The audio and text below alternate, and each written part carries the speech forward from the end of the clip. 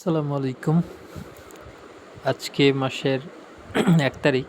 যদিও মাসের ১ তারিখে যারা সরকারি চাকরি করেন তাদের বেতনটা অ্যাকাউন্টে বা ব্যাংক অ্যাকাউন্টে এসে জমা হয়।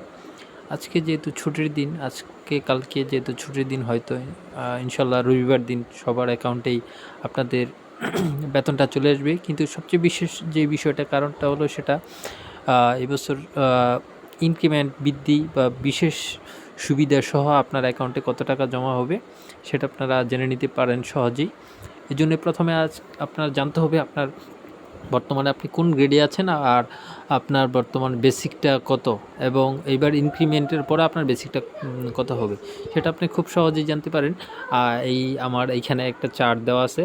এই চার্টটা দেখলে আপনি কোন গ্রেডে আছেন এবং আপনার বর্তমানে বেতন বেসিক বেতনটা কত, এবং এবার ইনক্রিমেন্টের পরে আপনার বেসিক বেতনটা কত হবে সেটা আপনি এইখান থেকে দেখে নিতে পারেন।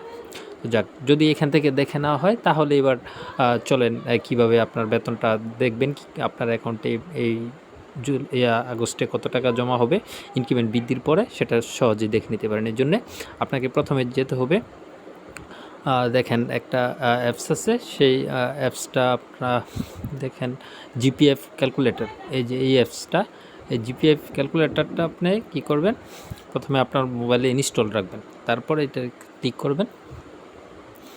ইনস্টল করে ক্লিক করার পরে আপনার এই সাইডে ঢুকবেন। ঢুকার পরে দেখেন এইখানে আছে বেতন ক্যালকুলেশন। এই যে এইখানে জিপিএফ আছে, আপনি জিপিএফ চেক করতে পারেন আপনার জিপিএফে কত টাকা জমবে। যা আমরা বেতনটা যেহেতু জানবো, বেতনটা দেখেন প্রথমে বেতন ক্যালকুলেশনে ঢুকবেন।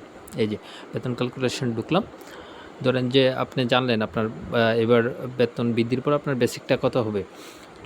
মনে করেন আপনার বেসিকটা হবে এবার ধরলেন 16,000 টাকা। 16,000 টাকা।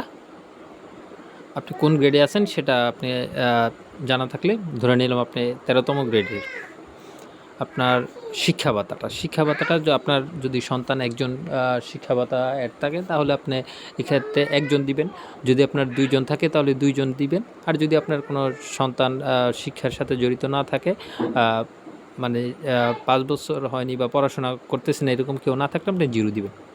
তারপর আপনি এইখানে জিপিএফ কর্তন আছে, কর্তনে আপনি কত টাকা কাটান প্রতি মাসে সেটা লিখবেন। মনে করেন ধরে নিলাম আমি 1,000 টাকা আপনি প্রতি বছর কাটান। এরপর আপনি ইনকাম ট্যাক্স যদি দেন তাহলে সেটা লিখবেন, আর যদি ইনকাম ট্যাক্স আপনার কোনো না থাকে তাহলে আপনি 0 লিখবেন। 0 লেখার পরে আপনি বাড়ি ভাড়ার এখানে পার্সেন্টেজ দেওয়া আছে। যাদের বেতন আপনার 1 থেকে মানে 9,700 থেকে 16,000 পর্যন্ত, তারা 45% তাদের বাড়ি ভাড়া, সেটা 45%, যেহেতু এটা 16,000 টাকা বেশি, 45% সে বাড়ি ভাড়া পাবে। তাহলে 45% দিলে দেখেন সর্বমোট ওনার বেতনটা কত আসছে। আপনার মোট মাসিক বেতন দেখেন 27,300 টাকা। 27,300 টাকা।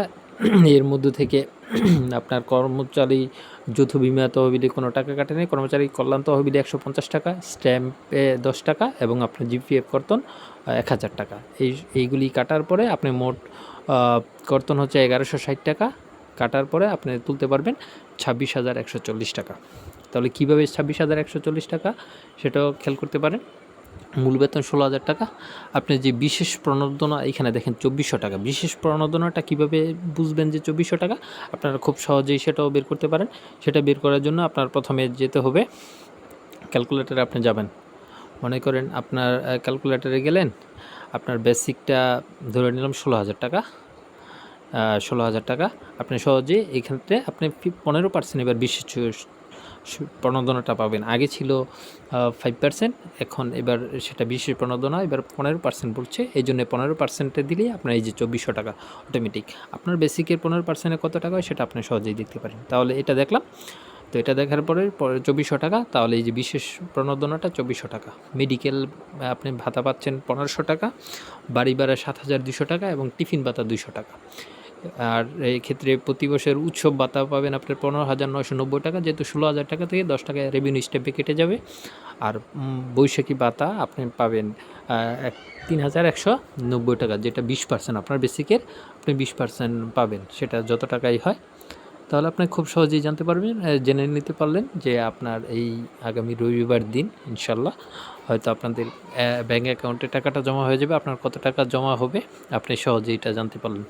হ্যাঁ, যদি ভিডিওটি ভালো লাগে তাহলে অবশ্যই আমার চ্যানেলটি সাবস্ক্রাইব করবেন এবং পরবর্তী ভিডিও পাওয়ার জন্য আপনাদের বেল আইকনটি বাজিয়ে রাখবেন, ভিডিওটি লাইক দিতে ভুলবেন না।